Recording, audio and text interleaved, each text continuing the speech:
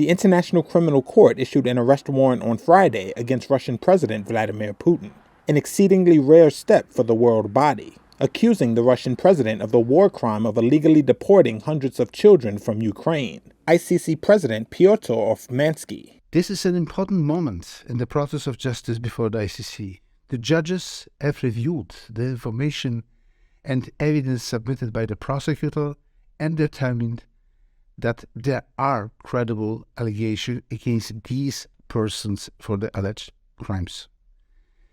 The ICC is doing its part of work. As a court of law, the judges issued arrest warrants.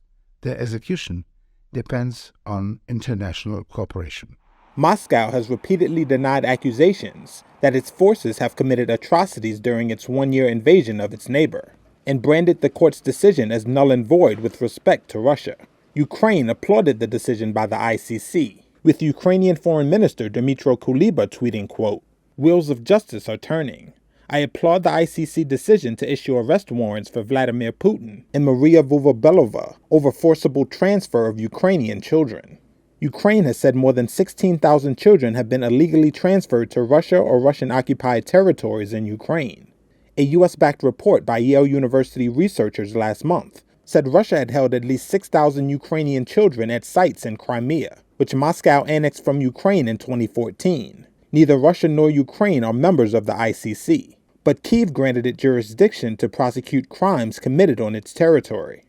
Putin is only the third world leader to be charged in the history of the ICC, joining former Libyan strongman Muammar Gaddafi and Sudan's Omar al-Bashir.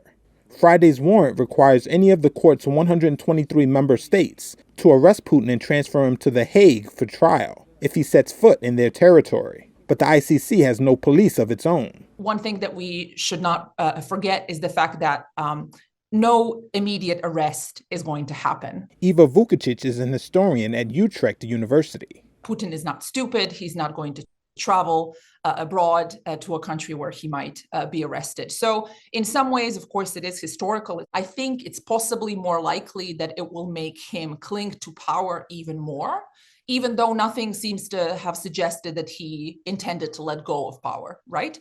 So I think it's all going to depend basically on what happens with the war and what happens to his regime. I think it's unlikely that there's going to be a significant regime change anytime soon. Some in Moscow laughed off the accusation. Putin. This resident scoffed, "Putin, nobody will arrest him." And in war-weary Kyiv, locals were similarly cynical. Sure, it's good, but in practice, no one will arrest him, right? Unfortunately, I think that only if he dies will everyone breathe a sigh of relief. Asked if Putin now feared traveling to countries that recognize the ICC, a Kremlin spokesperson said, quote, "I have nothing to add on this subject. That's all we want to say."